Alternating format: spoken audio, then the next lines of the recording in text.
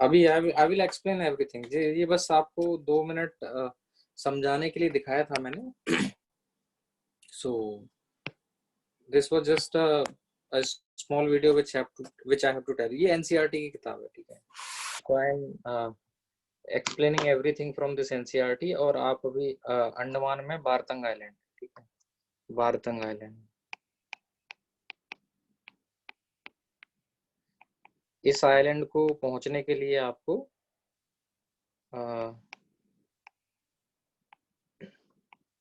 इस आइलैंड पे पहुंचने के लिए बहुत जल्दी निकलना पड़ता है, रोड से जाना पड़ता है, जिसे अंडमान ट्रंक रोड बोलते हैं, एटीआर।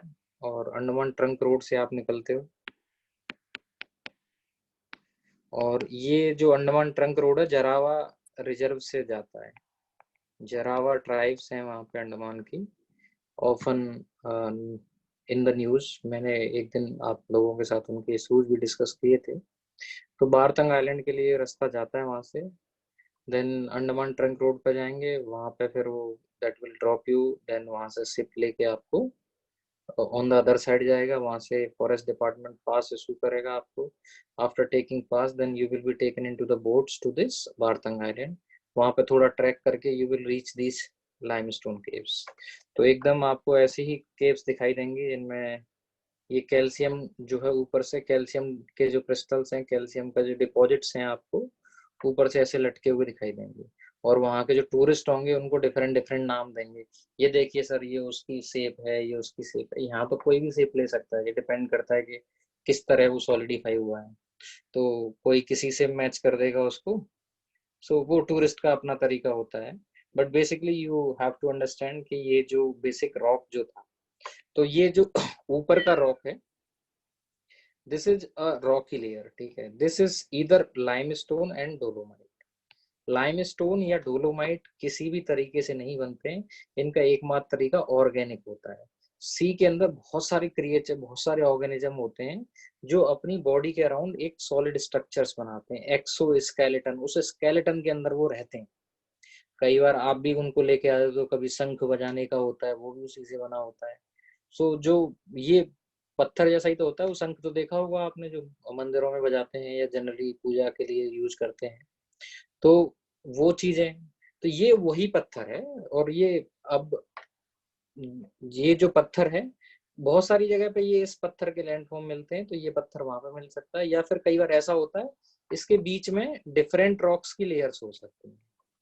डिफरेंट रॉक्स की लेयर हो सकती हैं। पहले आपकी लाइमस्टोन या डोलोमाइट की केव हो गई। और लाइमस्टोन डोलोमाइट साथ साथ मिल सकते हैं, दोनों एक तरीके से रिएक्ट करते हैं। आपको वहां पे कैल्शियम होगा लाइमस्टोन में, और डोलोमाइट में केवल मैग्नीशियम होगा। और ये रिएक्शन है कार्बोनेट की, तो इसलिए सेम ही होगा। तो लाइमस्टोन या डोलोमाइट हो, दोनों के ही लैंडफॉर्म होंगे। या तो वो प्योर लैंडफॉर्म हो सकते हैं, या फिर वो क्या हो सकते हैं, एक रॉक्स की लेयर, डिफरेंट रॉक्स की लेयर हो सकती है। वो क्वाइट जाइस्ट की हो सकती है, या फिर आपकी सैंडस्टोन की हो सकती है।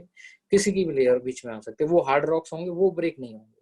लेकिन पानी जब इन पे गिरता है, तो वो पानी ऑफ कोर्स थोड़ा बहुत एसिडिक है, बिकॉज CO2 है, तो वो पानी इसे इसके साथ रिएक्शन कर देता है, तो ये लिक्विफिकेशन हो जाता है इसका। तो हम बोलते हैं कि डिजोल्व कर दिया, इसे सॉल्यूशन बना दिया इसका। जब सॉल्यूशन बना दिया यानी ये डिजोल्व हो गया, तो अपनी जगह से हट गया, लिक्विफाई हो गया। तो धीरे धीरे घिसते घिसते ये जो है रिएक्शन की वजह से ये ब्रेक करते करते करते नीचे एकदम सिंक बना देगा। तो पहले तो ये होगा कि अगर गिरने लगेगा तो थोड़े से गड्ढे, डिप्रेशन होने लगेंगे। अगर पानी यहाँ इकट्ठा हो गया है थोड़ी देर के लिए भी, तो वो थोड़ा बहुत इरोड करेगा। इरोड करेगा तो ये जो है यहाँ से सरफेस नीचे चली जाएगी। तो धीरे धीरे ये डिप्रेशन आने लग जाएंगे सैलो। अब डिप्रेशन धीरे धीरे इरोड होते होते ये सिंक में हो जाएंगे कन्वर्ट, अगर ये पानी नीचे जा सकता है तो। और कई बार ऐसा होगा कि ये इतना वीक हो जाएगा, ये अपने आप ही टूट जाएगा, कोलैप्स कर जाएगा। तो या तो ये इरोड होते होते गया है, या फिर एक साथ एक स्टेज के बाद ये इरोड होने के बाद कोलैप्स कर गया। और नीचे का जो लेयर है, नीचे का ऐसा नहीं है कि अब आप तो ये कहोगे सर ये तो रॉकी था। तो पानी जाता रहा जाता रहा जाता रहा, और अंदर से इरोड करता रहा, यहाँ पे भी इरोड करता रहा वो, ठीक है। तो इनफैक्ट नीचे ऑलरेडी गड्ढा कर चुका था, केप बना चुका था। वो ऊपर से पहले एक सिंक था, दो थे, बट तीन तीन चार थे, ऐसे आते रहे। और हॉरिजेंटल लेयर्स अब जो इजी होगी इरोड करने के लिए, पानी उसे इरोड करते हुए चला जाएगा। ये एसिडिक वाटर है, केमिकल रिएक्शन की वजह से रोड करते करते बाहर निकल जाएगा। तो अगर यहाँ से निकल गया तो इसको बोल देंगे ये माउथ हो गया केव का, ये ऑफ कोर्स केव है। और आपको अगर घूमने जाना हो, देखने जाना हो, तो आप यहाँ से एंटर करेंगे, अपना कैमरा ले जाएंगे और ये फोटो वोटो लेके आ जाएंगे। ठीक है, तो इसके ऊपर से पानी कई जगह से, अब ये जो स्टार्टिंग में डिप्रेशंस बनेंगे, बाद में ये जो है क्योंकि यहाँ केप बन गई है तो ऊपर से कोलैप्स भी कर सकते हैं। तो इनको कोलैप्स, और धीरे धीरे और लेटर स्टेज में क्या होगा, ऊपर का सारा सरफेस गायब हो जाएगा डेफिनेटली। तो नीचे की सरफेस पे आपको इस टाइप के ही कुछ डिपॉजिट्स दिखाई देंगे। ठीक है, so these all things can happen, क्योंकि ये जो रॉक है आपका केमिकली रिएक्टिव रॉक है। ये पानी के साथ रिएक्ट करके, पानी को अगर मैं सही कहूँ, क्योंकि पानी जब भी आता है उसमें कार्बन डाइऑक्साइड तो रहती है, तो जो कोल्ड ड्रिंक आप पीते हो वो भी तो क्या है, कार्बन डाइऑक्साइड एंड पानी ही है, और थोड़ी सी चीनी मिला दी है और ठंडा कर दिया, क्योंकि वो हल्का एसिडिक है तो अच्छा लगता है गले को, जीभ को अच्छा लगता है गले को, तो क्या, तो आप तो ये उसी टेस्ट के लिए पीते हो, उसमें और तो कुछ है नहीं। चीनी पानी में मिला के तो वैसे भी पी सकते हो, उसमें हल्का सा एसिडिक टेस्ट आता है, तो इसलिए आप उसे लेते हो, आपको थोड़ा सा लगता है आनंद आ रहा है। और दूसरा कई बार मतलब बाकी मार्केटिंग है उसमें। अच्छा, ये जो आपके रॉक हैं, तो ये लाइमस्टोन या डोलोमाइट के रॉक्स हैं, जो कि जो कार्बोनेटेड वाटर जो होता है, क्योंकि कार्बन डाइऑक्साइड ऑलरेडी है एटमॉस्फेयर के अंदर, उसके साथ रिएक्शन करके घुल जाते हैं। और घुल जाएंगे तो ये घुलते घुलते गड्ढे पड़ते जाएंगे इनमें, धीरे धीरे धीरे पानी सीप इन करने लगेगा। वो सीप इन करने वाला पानी अंदर केव्स भी बना सकता है, और कई लेयर पे बना सकता है। यहाँ पे भी हो सकता है अगर इसकी हाइट डेप्थ इतनी होती तो कई सारी भी बन सकती थी। ठीक है, तो ऑल सॉर्ट्स ऑफ फॉर्म्स, तो मैं सिंपलेस्ट ऑफ द फॉर्म जो कि एनसीईआरटी में दिया हुआ वो एक्सप्लेन कर रहा हूँ आपको। और आपको एग्जाम में एग्जामिनर को बस ये बताना है कि आप समझते हैं कि कास्ट लैंड फॉर्म्स क्या होते हैं। ये है आपका वर्ड कास्ट फीचर्स। तो कास्ट एक जगह का नाम है जो कि यूगोस्लाविया में पड़ती है। अब तो यूगोस्लाविया का ब्रेकिंग हो गया, तो बाल्टिक सी के आसपास बाल्टिक रीजन में पड़ती है, और कास्ट प्रोविंस है वहां पे। और एड्रियाटिक सी जो है, मेडिटेरेनियन सी को देखोगे तो उसमें एड्रियाटिक सी कुछ कुछ है वहां पे ऐसे करके, तो उसके पास में है ये प्रोविंस, तो उस जगह के नाम पे। सपोज किसी ने सबसे पहले स्टडी बारतंग आइलैंड में कर ली होती तो बारतंग काइंड ऑफ लैंड फॉर्म्स कह सकते थे इसको। ठीक है, तो डिपेंड करता है कहाँ से आया, तो उसका नाम है, तो उसमें नाम को देखकर डरने की आवश्यकता नहीं है। आपको बस ये समझना है कि ये आपके जो लाइमस्टोन डोलोमाइट के रॉक्स होते हैं, उन रॉक से बना हुआ कोई लैंड फॉर्म है। तो उस लैंड फॉर्म में अगर पानी पानी तो डेफिनेटली बारिश आई तो सब जगह से बहेगा ही बहेगा, उसके ऊपर से पानी बहेगा, तो उसकी वजह से ये बन जाएगा।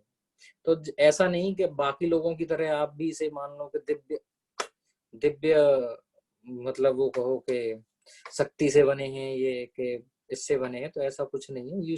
You are a well educated person who understand basics of science, so this science can explain it, the formation of such kind of landforms। तो इसलिए पानी की वजह से बने होते हैं। कैल्शियम कार्बोनेट जो कि आसानी से रिएक्ट कर सकता है आपके कार्बोनिक एसिड के साथ, तो वो रिएक्ट कर जाता है, ये घुल जाता है, घुल के ये नीचे मूव करता है, और जैसे ही मूव करता है रास्ते में हो सकता है पानी इवोपरेट हो जाए। जैसे रास्ते में चलेगा पानी इवोपरेट हो जाएगा, तो ये डिपॉजिट दोबारा से नई शेप ले लेंगे। तो ये यहाँ से रॉक टूट के ये यहाँ पे चिपक गया है, ये सॉलिडिफिकेशन हो गया, तो ये ऐसे लगने लग गया, ये ग्राउंड पे भी और ऊपर से ड्रिप करते करते आ सकता है। नीचे कैसे आएगा, स्टार्टिंग में तो ये ऊपर इनकी लेयर से थोड़ा थोड़ा नीचे आता है और ये बनाता है, बाद में फिर यहीं से ड्रिप कर करके नीचे गिरता है जी। ठीक है, तो फिर नीचे भी डबल डिपॉजिट होने लगता है और बनने लगता है। ये ऊपर से ही गिरा है नीचे, तो नीचे इसके नीचे बनने लगा।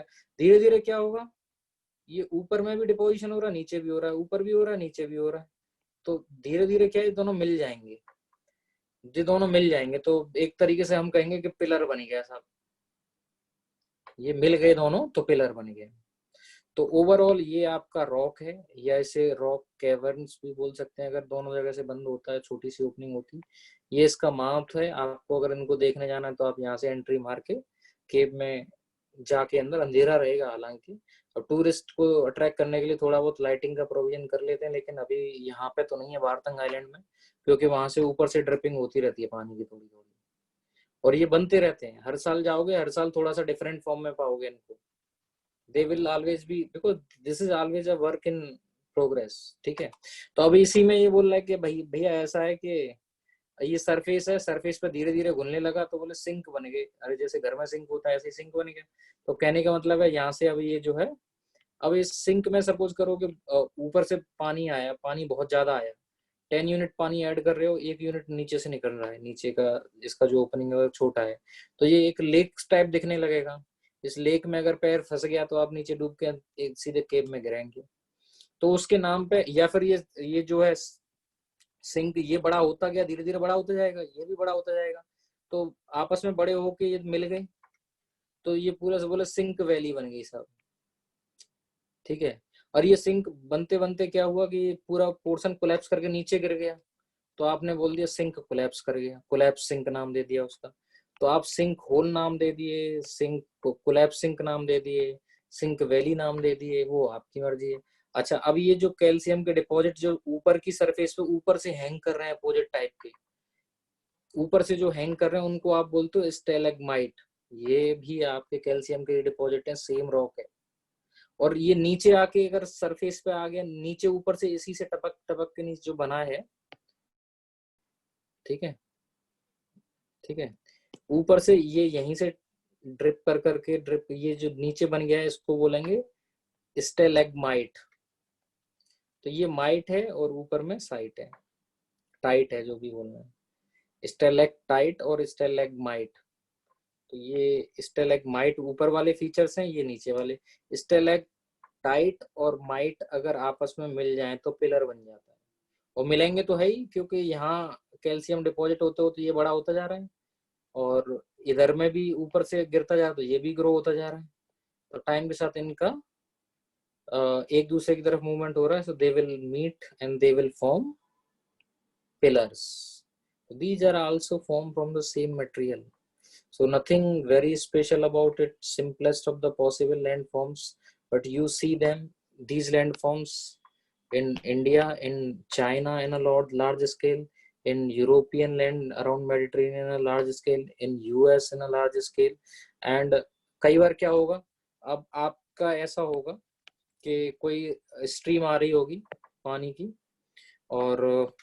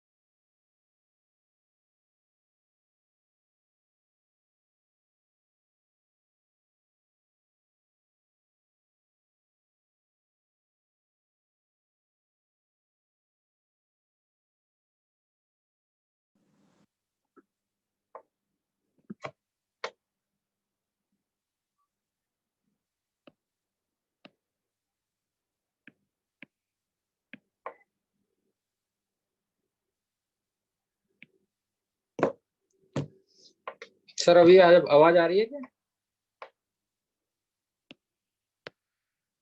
ओके, मैं रिज्यूम कर लेता हूँ. There was a disruption, WiFi got disconnected because of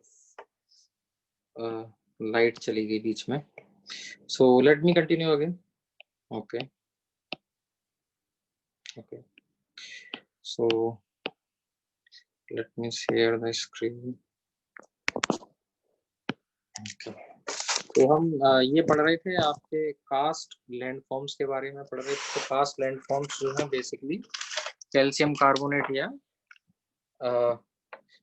calcium carbonate या आपके डोलोमाइट के जो स्ट्रक्चर्स होते हैं, रॉक्स, वहां पे दिखाई देते हैं. अब सपोज करो यहाँ पे कोई स्ट्रीम आ रही है. I was talking about it.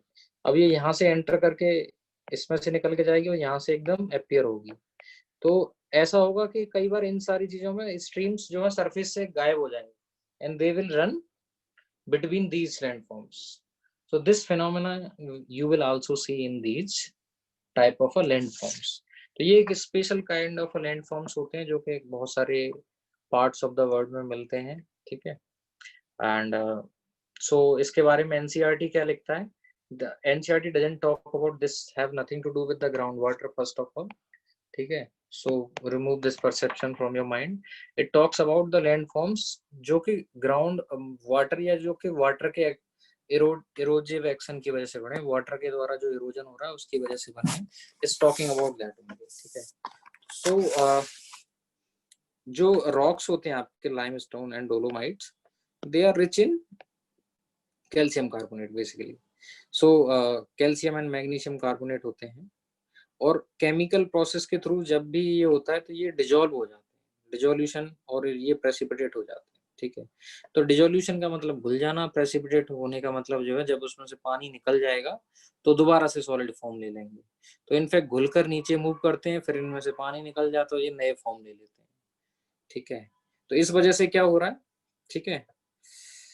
तो ये या तो लाइमस्टोन डोलोमाइट जो है आपके साथ साथ मिल सकते हैं, या फिर ये एक्सक्लूसिवली साथ साथ मिल सकते हैं, या फिर इंटरबेड हो सकते हैं दूसरे और रॉक लेयर के साथ. You can find them with other rocks like sandstone, find them with quartz. ठीक है. तो कोई भी जो रीजन है जहाँ पे लाइमस्टोन या डोलोमाइट के रॉक्स मिलते हैं, वो रीजन, उस रीजन के ये टिपिकल लैंड फॉर्म्स होंगे, कास्ट टाइप के लैंड फॉर्म्स जो होते हैं, और जो कि वहां पे वाटर के इरोजन की वजह से बनते हैं. ठीक है. तो इस प्रोसेस के अंदर सॉल्यूशन होगा, सॉल्यूशन ये घुल जाएंगे, उसके बाद ये डिपॉजिट हो जाएंगे, और उसकी वजह से जो बनने वाला लैंडफॉर्म होगा उसे हम कास्ट टोपोग्राफी बोलेंगे. डिफरेंट काइंड ऑफ रॉक्स हैं ये जो बाल्कन बाल्कन रीजन का जो कास्ट वाला रीजन है, कास्ट प्रोविंस है, उसके नाम पे इसका नाम पड़ा है कास्ट टोपोग्राफी. तो वहां पे ये प्रेडोमिनेंस में मिले, सबसे पहले स्टडी हुए, उसकी वजह से अब बोला कि भाई इसमें कुछ कुछ इरोजनल, जब पानी ने इरोड कर दिया, सॉल्यूशन डिजोल्व कर दिया, डिजोल्व करने के बाद कैसे कैसे दिखेंगे, तो बोला कि पूल हो सकता है कि जो सिंक होल बना है उसमें पानी पानी भर जाए, तो क्योंकि उसका ओपनिंग एग्जिट जो है वो छोटा है और ओपनिंग बड़ा है, तो ऐसा हो सकता है क्योंकि कलेक्शन ज्यादा हो रहा है लेकिन एग्जिट कम है. सिंक होल्स बन जाएंगे, लैपीज बन जाएंगे, एंड लाइमस्टोन पेवमेंट्स. तो ये तो नाम है. चलिए इन सब नाम को कैसे जानते हैं ये बोल देंगे. तो बोला कि भाई अगर सरफेस के ऊपर छोटे छोटे गड्ढे हो जाएं उनको हम बोलेंगे सैलो होल्स. और अगर ये जो है बाद में ये बोल रहा है कि सैलो डिप्रेशन है. डिप्रेशन का मतलब सीधा सा गड्ढा है लेकिन उसमें से पानी अभी भी नीचे नहीं जा रहा है. अगर वो होल में कन्वर्ट हो जाता है ये गड्ढा, तो उसको बोल देंगे आप सिंक होल. और ये बोलता है ये बहुत कॉमन है. ठीक है. और ये फनल शेप की जो आपकी ओपनिंग्स हैं जहाँ पे विद बॉटम में एक ओपनिंग के साथ, उनको आपने सिंक होल बोल दिया, तो ये तो हर कोई समझता है, कॉमन सी बात है. ये सिंक होल्स होते हैं, इनका एरिया जो है कुछ स्क्वायर किलोमीटर से लेकर कुछ हेक्टेयर तक जा सकता है. 1 हेक्टेयर आप दिमाग में रखें, 100 मीटर बाई 100 मीटर का एरिया होता है. तो they can be very large also. अब फोटो में अगर यहाँ पे कॉपी पे छोटे दिखाएं तो जरूरी नहीं इतने छोटे हो. इतने छोटे चीजों को पढ़ाने यूजुअली डिस्कस नहीं किया जाता. तो ये लैंड फॉर्म पे सिग्निफिकेंट साइज के हैं, ऐसा नहीं है कि बहुत ही छोटे हैं. एंड फिर इनकी डेप्थ कितनी भी हो सकती है इसमें हल्का सा बताया हुआ एनसीईआरटी में देख लेना. बाकी ये कहता है कि ये सिंक होल्स कई बार ऐसा होता है कि they start collapsing, sink hole आपके कोलैप्स कर सकते हैं। तो एक तो डिजोल्व होने की वजह से बने ही थे, सॉल्यूशन डिजोल्व होता जा रहा था, वो इरोड होते जाती थी सरफेस, धीरे धीरे धीरे धीरे और नीचे पहुंचते पहुंचते अगर ये सिचुएशन आ गई है कि नीचे केप बन गई है, तो it will form a kind of a sink hole. अगर ऐसा हो सकता है केप बन गई है, तो ये ऊपर वाला पोर्शन कोलैप्स भी कर सकता है अचानक से, तो हमने उसे कोलैप्स सिंक बोल दिया। उस कोलैप्स सिंक या ये सिंक होल्स, इनमें पानी अगर भरा हुआ है, इनकी ओपनिंग जो है नीचे जहाँ से ये एग्जिट कर रहा है वो छोटी है और ऊपर में जो माउथ है वो बड़ा है, तो it can hold water for some time, तो it can form a shallow water pool also. अच्छा, द टर्म डोलाइन, जो आपके कोलैप्स सिंक होते हैं उनको डोलाइन भी बोला गया है, तो बोला कि भाई इनको डोलाइन भी बोल सकते हैं आप, ठीक है। एंड बाकी लाइक आई डेंट फाइंड, अगर ये दो चार जो सिंक होल्स हैं आपस में मिल के बड़े बड़े होते जाएंगे समय के साथ, आपस में मिल जाते हैं, तो इनको आपको बोल देंगे वैली सिंक बोल देंगे। और वैली सिंक होने के बाद अब तो इसमें कुछ ऐसा नया है ही नहीं, ठीक है। और स्टार्टिंग में जब बनते हैं तो ग्रेजुअली मोस्ट ऑफ द, अब ये कहता है कि ग्रेजुअली क्या होगा, सारा का सारा सरफेस जो होगा लाइमस्टोन का, that will be eaten by these pits trenches. तो उसके बाद क्या है कि leaving it irregular with a maze of points, groups, ridges, तो इनको लैपीज बोलते हैं। तो मैं फोटो दिखा दूंगा तो they will become more clear. और बाकी अब केव्स के बारे में बता रहा है कि ऐसा हो सकता है कि केव्स कब बनेंगी, आपके ऊपर वाले रॉक्स के बीच में ऑल्टरनेटिंग लेयर्स आ जाएं आपके सेडिमेंट्री रॉक्स की, या तो सेल्स की, या सैंडस्टोन की, या क्वार्टजाइट की, तो ये वाले तो इरोड नहीं होंगे, और बाकी जो केवल उसके लाइमस्टोन डोलोमाइट है वो इरोड होते जाएंगे। तो you can gate caves in these cases, ठीक है। और अगर केव्स बनी है तो उसमें कुछ, और उसके अलावा उसमें डिपोजिशनल फीचर्स भी मिल सकते हैं आपको, और डिपोजिशनल फीचर्स में आपको बताया, अगर ये ऊपर से जो लटके हुए हैं, इनको कैल्शियम जो लटका हुआ है ऊपर सरफेस से, ये तो सॉलिडिफाई हो गया ऊपर ही जाके, तो इसको बोल दिया स्टेलेक्टाइट। अगर ये डिपॉजिट होने के बाद सरफेस पर नीचे से राइज होने लगता है इसका, इसको बोलते स्टेलेग्माइट। और ऊपर से राइज होते होते, नीचे से राइज होते होते ये मिक्स हो गया, तो इसको आपने बोल दिया पिलर। ये डिपोजिशनल फीचर्स हो गए। बाकी ग्लेशियर्स के बारे में कल पढ़ाई दिया था, तो there is nothing much to study. तो कास्ट लैंड फॉर्म्स अगर आपको क्लियर हो जाने चाहिए मेरे हिसाब से, तो अगर तो उसमें इरोजनल के बारे में बात कर दो, कुछ थोड़ा इरोजनल लैंड फॉर्म्स के बारे में बता दो। व्हेन इट आस्क, कुछ डिपोजिशनल में 3 नाम दे दो, इतना काफी होगा, and then tell the process, और ये बता दो इनको कास्ट क्यों बोलते हैं, और फिर एक इंडिया का एग्जांपल दे दो, ठीक है, बारतंग आइलैंड का।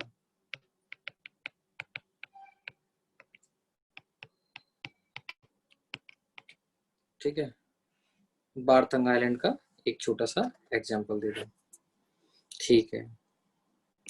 अब चलते हैं एओलियन लैंड फॉर्म्स की तरफ, मतलब जो विंड डिपॉजिटेड, अभी आपने पढ़े glaciated land form,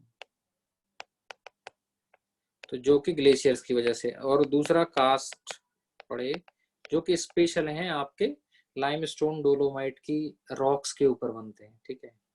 if you wanted to see I can show you some.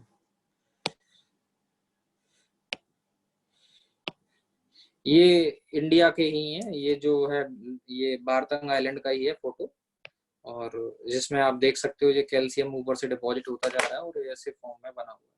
ये कॉमन सी है, ये मैंने उसी वहीं से लिया था।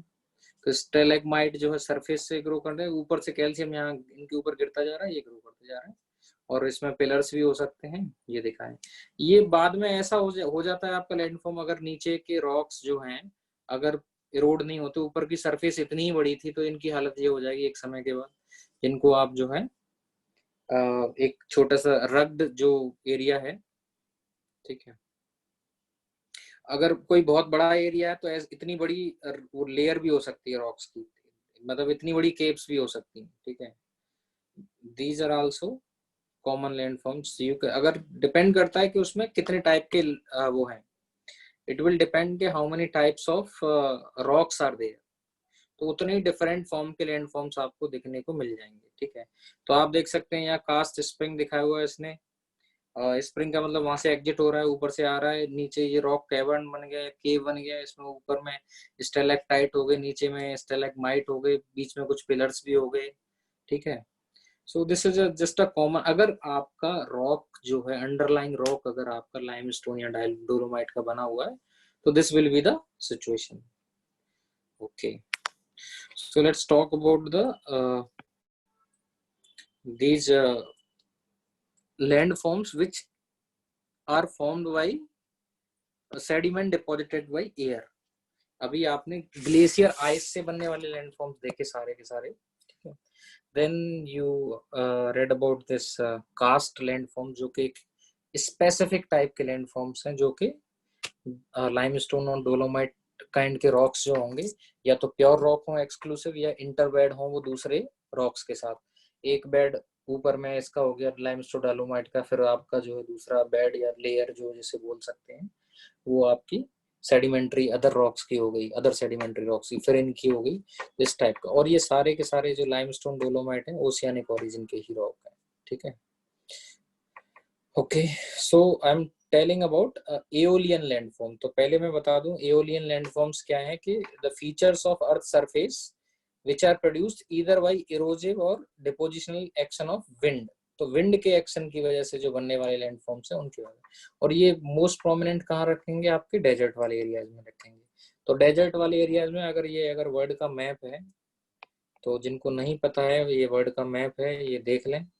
ये आपका नॉर्थ अमेरिका वाला कॉन्टिनेंट है, ये साउथ अमेरिका का कॉन्टिनेंट है, ये यूरोप का कॉन्टिनेंट है, ये अफ्रीकन कॉन्टिनेंट है, ये आपका ऑस्ट्रेलिया वाला हिस्सा है, ये अपना इंडिया हो गया, ये अंटार्कटिका हो गया। ठीक है, तो इस तरीके से मतलब वर्ल्ड को, और ऊपर में आर्कटिक है।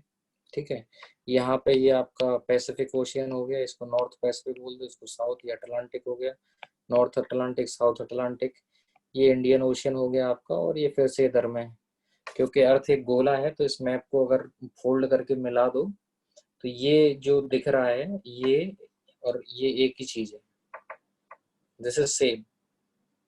ठीक है, तो बेसिकली तो ये भी आपका पैसिफिक ओशियन हो गया। ठीक है, अच्छा,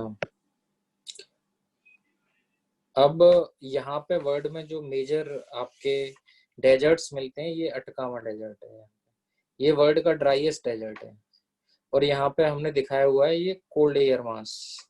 तो बाद में जब पढ़ेंगे नेक्स्ट यूनिट उसमें एयर मास का रोल बताएंगे। तो एयर मास कोल्ड, कई बार यूपीएससी ने ऐसे भी सवाल किया हुआ है कि भाई आपके ड्राईएस्ट ऑफ द डेजर्ट जो है वेस्टर्न कॉन्टिनेंटल मार्जिन पे क्यों मिलते हैं आपको, ये कॉन्टिनेंट है ना इसका, तो ये वेस्ट हुआ, ये ईस्ट हुआ, ये नॉर्थ हुआ, इस कॉन्टिनेंट के भी इस वाले मार्जिन पे, इस कॉन्टिनेंट के भी इस मार्जिन पे, और अराउंड 30 डिग्री इक्वेटर पे 30 डिग्री फ्रॉम इक्वेटर या 30 डिग्री लैटिट्यूड के आसपास मिलते हैं। तो क्यों मिलते हैं, how do you explain them. ठीक है, तो ये सवाल आए तो ये समझ लो कि यहाँ पे एक छोटा सा आइलैंड है कैनरी, यहाँ पे भी कोल्ड करंट चलती है कैनरी करंट, यहाँ पे भी कोल्ड करंट चलती है बेंगुएला करंट। एक पोर्ट सिटी है जहाँ पे बेंगुएला नमीबिया की, तो उसके नाम पे इसका बेंगुएला करंट दे दिया। यहाँ पे पेरू नाम का कंट्री है तो पेरूवियन करंट, यहाँ पे भी एक करंट चलती है कोल्ड कैलिफोर्नियन करंट, यहाँ पे कैलिफोर्निया है। ये वेस्ट ऑस्ट्रेलियन कोल्ड करंट होती है, तो उसकी वजह से यहाँ कोल्ड एयर मास जनरेट होते हैं। ठीक है, they also contribute to that. तो ये यहाँ पे आपके let's not talk about those things right now. जिनको नहीं समझ में आया तो ऐसा कुछ बताया नहीं है जो आपको समझना आवश्यक है। जिनको थोड़ी बहुत ज्योग्राफी आती है उनको समझ में आया होगा, जिनको नहीं आया उनको आएगा समझ में जब पढ़ाएंगे। तो आई एम जस्ट टेलिंग कि देखो वर्ल्ड में कुछ जगह डेजर्ट्स हैं, जैसे यहाँ पे कैलिफोर्नियन डेजर्ट्स है, उसी तरीके सोनोरोन डेजर्ट है, यहाँ पे मैक्सिको में मैक्सिकन डेजर्ट है, अटकामा डेजर्ट वर्ल्ड का ड्राईएस्ट डेजर्ट है, पटोकोनिया डेजर्ट है यहाँ पे, नमीब का नमीब डेजर्ट है, एक कालाहारी डेजर्ट है, ये सहारा है सबसे बड़ा डेजर्ट है, ये देख लिया। ये अरब का अरेबियन डेजर्ट है। आप जाएंगे कभी दुबई वगैरह तो आप जाते हैं तो वहाँ पे भी सैंड ड्यून्स देखते हैं, सैंड ड्यून्स पर ड्राइव करके आते हैं आप, तो टूरिज्म का भी बड़े अट्रैक्शंस होते हैं ये डेजर्ट्स। इसी तरीके से इंडिया का थर्ड डेजर्ट है, 2/3 हिस्सा इसका इंडिया में, 1/3 पाकिस्तान में है। पाकिस्तान का सिंध प्रोविंस और अपना राजस्थान वाला हिस्सा जो है, मेजोरिटी राजस्थान में इंडिया में, ये थर्ड डेजर्ट हो गया। ये ऊपर में टकला मकान डेजर्ट है, यहाँ पे गोबी डेजर्ट है, ठीक है। और ये काराकोरम रीजन का ये एरिया ऑलमोस्ट ग्लेशिएटेड रहता है, वो वाला रीजन है ये। और यहाँ वेस्ट ऑस्ट्रेलियन डेजर्ट है, सिम्पसन डेजर्ट, ये सारी चीजें नाम बोलते हैं। और ये एक आपका कोल्ड डेजर्ट है एक तरीके से, एंटार्क्टिका, ठीक है। तो इन वाले रीजन्स में यूजुअली नॉट हियर, बट ये जो डेजर्ट प्रोन रीजन्स है, यहाँ पे सॉइल बहुत मतलब एरिड है। ये एरिड रीजन्स कहे जाते हैं, ये आपके ड्राई रीजन्स कहे जाते हैं। यहाँ पे सॉइल बहुत लूज है, सॉइल पार्टिकल से जब भी विंड यहाँ पे फ्लो करती है, तो विंड अपने साथ बहुत सारे सेडिमेंट लेके चलती है। जब ये सेडिमेंट मूव करते हैं, they also form many landforms. तो यहाँ की विंड आप देखोगे कुछ बाद में आपको उसके बारे में बता जाएगा, लोकल विंड्स के बारे में बता जाएगा। सहारा से एक विंड इधर की तरफ फ्लो करेगी, उसको बोलेंगे डॉक्टर। इधर की तरफ फ्लो करेगी इजिप्ट की तरफ, उसे बोलेंगे हरमेटन। और सॉरी, हरमेटन कोई डॉक्टर बोलते हैं। इधर की तरफ मिलेगी, उसका कुछ और नाम है। एनीवे, यहाँ से एक विंड फ्लो करेगी, वो इटली तक पहुंच जाएगी, यहाँ पे रेड सेडिमेंट डिपॉजिट कर देगी। तो यू विल फाइंड के विंड्स जो है यहाँ से ले जाकर बहुत दूर तक डिपॉजिट करती हैं, बहुत दूर तक सेडिमेंट्स डिपॉजिट करती हैं। यहाँ से डेजर्ट से ले जाके विंड जो है यहाँ पे डिपॉजिट कर देगी। तो यहाँ पे चाइना में एक लॉइस प्लेटू बना दिया उन्होंने, लॉइस बताएंगे क्या है, तो लॉइस प्लेटू बना दिया यहाँ पे। और ये फर्टाइल रीजन्स होते हैं, दे विंड टेक विद देम, जैसे यहाँ से ले जाएंगे, यहाँ से भी ले जाएंगे। तो wind take with them very fine particle. ये फाइन पार्टिकल जहाँ पे भी डिपॉजिट होते हैं, तो वहां पे लैंड मास बना देते हैं, और वो फर्टाइल लैंड्स होते हैं। तो पार्टिकल्स बहुत सारे छोटे साइज के, जिनको आप देख नहीं सकते, कई बार डस्ट स्टॉर्म्स भी आते हैं। It's a very common feature in Rajasthan वाले एरिया में, और अरब अरेबियन कंट्रीज के अंदर, मिडिल ईस्टर्न कंट्रीज के अंदर, और सब सहारन कंट्रीज के में बहुत कॉमन फीचर है कि डेजर्ट स्टॉर्म्स आ रहे हैं। तो ठीक है, हम इन्हीं के बारे में बात कर रहे हैं कि इन डेजर्ट एरिया के पास ही आपको जो है, या इन डेजर्ट एरियाज में विंड एक्शन बहुत प्रोमिनेंस में दिखेगा, क्योंकि यहाँ सॉइल बहुत लूज है। और ये सॉइल जब विंड के साथ मूव करती है, तो ये अपने हिसाब से उस जगह के जो लैंड फॉर्म्स होंगे उनको स्कल्पचर करती हुई चली जाएगी, उनकी आर्ट बनाती, उनको डिफरेंट डिफरेंट फॉर्म में बनाती हुई चली जाती है, ठीक है। तो हम एओलियन लैंड फॉर्म्स की बात करेंगे, जो कि एक्शन ऑफ विंड से बने, ठीक है। तो ये जनरली वहीं पे मिलेंगे जो डेजर्ट एरिया है उनके आसपास वाले रीजन्स में, ठीक है। तो एओलियन सेडिमेंट्स जो होंगे, जो विंड के द्वारा जो सेडिमेंट लिए जाते हैं, वो सेडिमेंट बहुत छोटे छोटे होंगे, सेंट टू सिल्ड साइज के होंगे जनरली, ठीक है। और तो जैसे जैसे, और कभी विंड के रास्ते में कोई ऑब्स्ट्रक्शन आ गया या उसकी स्पीड कम हो गई, तो ये डिपॉजिट करते जाएंगे। तो इनके ट्रांसपोर्टेशन की वजह से, इनके इरोजन की वजह से, और इनके डिपोजिशन की वजह से, you will find different geomorphic features, या different kind of features on land forms, या different kind of land forms आपको मिलेंगे। तो उन्हीं के बारे में बता रहे हैं। तो विंड की जो इरोजन की वजह से क्या होगा, विंड अपने साथ इन पार्टिकल्स को लेके जाएगी, तो उसमें आपको एवरेशन देखने को मिलेगा, डिफ्लेशन देखने को मिलेगा, और एट्रीशन देखने को मिलेगा। अब ये क्या होते हैं, इनका इनका क्या इम्पैक्ट पड़ेगा लैंड फॉर्म्स पे, वो आगे बताते हैं, उतना पढ़ने की आवश्यकता नहीं, पिक्चरों से सब समझ में आ जाएगा। तो अब विंड बोर्न सेडिमेंट्स जो होंगे वो क्या करते हैं, तो विंड, अगर हवा चल रही है यहाँ पे, तो जो थोड़े से बड़े साइज के होंगे वो क्या करेंगे, यहाँ से उठ के यहाँ गए, यहाँ से उठ के यहाँ गए, यहाँ से उठ के यहाँ गए, ठीक है। वो थोड़े से और हैवी होंगे, वो यहीं से लुढ़कते लुढ़कते जाएंगे, मूव करेंगे, ज्यादा नहीं कर पाएंगे। और जो बहुत ही फाइन पार्टिकल्स होते हैं वो हवा में चले जाएंगे, and they can be taken to several kilometres, they remain suspended in the air for very long time, very long time, ठीक है। So they can reach to very very huge distances, like ये जो है hurricane वरिकेन के time पे, तो ये कहते हैं कि सहारा से कैरेबियन तक पहुंच जाते हैं, तो इतना दूर तक जा सकते हैं। ये वाले जो है ये बहुत ज्यादा दूर तक नहीं जाते, ये तो 2-3 मीटर, 5 मीटर और 10 मीटर इतने टाइप के हो गए, but they want go very much, तो दे स्लोली मूव वेरी स्लोली। लेकिन जो बहुत छोटे छोटे पार्टिकल होंगे, दे कैन बी टेकन एनीवेयर, ठीक है, बहुत दूर तक जा सकते हैं। तो आपके फिर जैसे कि भाई एक इरोजन की वजह से जब विंड के साथ जो है ये डस्ट पार्टिकल्स मूव कर रहे हैं, अगर वहां के जो रॉक्स होंगे, वहां की जो सरफेसेस होंगी, वो किस तरीके से इरोड हो सकती हैं, और इरोड होने के बाद आपको किस तरीके के लैंड फॉर्म्स वहां पे मिलेंगे, और how do you know that के जब उन लैंड फॉर्म्स को देखोगे तो आप बता पाओगे कि हाँ ये लैंड फॉर्म जो बना है it is the result of a erosion caused by a moving wind, जिसमें डस्ट पार्टिकल्स थे, सैंड पार्टिकल्स थे, जिसके अंदर ये जो है आपके विंड में जो पार्टिकल्स थे उनके इरोजन की वजह से, जैसे कि एवरेजन हो गया, ठीक है, उसकी वजह से, एवरेजन की वजह से, या कोरेजन की वजह से, या घिसने की वजह से, ग्राइंडिंग की वजह से सैंड डस्ट जो है इससे टकराएंगे तो इनकी डिफरेंट फॉर्म में हो। एक वेंटिफैक्ट जिसको बोला जाता है, वेंटिफैक्ट एक डिफरेंट काइंड के रॉक दिख रहे हैं या आपको नहीं दिख रहे हैं, इनका एक सरफेस जो है, एक फेस जो है वो एक तरीके से पॉलिश कर दिया गया है, ठीक है। तो इसका वन और मोर फेस जो कि फेस करेगा उसको डस्ट लेडन विंड को, वो पॉलिश हो जाएगा, चमकने लगेगा एक तरीके से। जैसे कि अब यहाँ पे आप देख सकते हैं कि यहाँ से विंड आ रही थी, विंड के पार्टिकल यहाँ टकराएंगे, फिर ऐसे जाएंगे, टकराएंगे, जाएंगे, तो ये धीरे धीरे ये वाला फेस इसका पॉलिश होने लग जाएगा। और ये जो है क्योंकि ये विंड फेस नहीं कर रहा है, ये वाला फेस अनचेंज रहेगा। तो इस टाइप के जो रॉक्स पीसेस मिलेंगे आपको, काफी स्ट्रक्चर्स मिलेंगे, उनको हम बोलेंगे वेंटिफैक्ट्स। और ये विंड इरोजन की वजह से, जो इसके साथ सेडिमेंट्स थे उनकी वजह से देखने को मिलते हैं। दूसरे होते हैं आपके जो देखने को मिलते हैं, जो इरोजन की वजह से देखने को मिलते हैं, वो है यार्डिंग। ये क्या है, ये रिजेस हैं जो कि स्कल्पचर कर दी गई है मूविंग विंड के द्वारा। जो विंड के अंदर सेडिमेंट्स थे उनको ब्रेक करते हुए, तोड़ते हुए चले गए, और जो हार्डन रॉक था वो इस तरीके से रह गया। तो ऐसा लगता है कोई स्कल्पचर आके, कलाकार आके कलाकृति करके चला गया।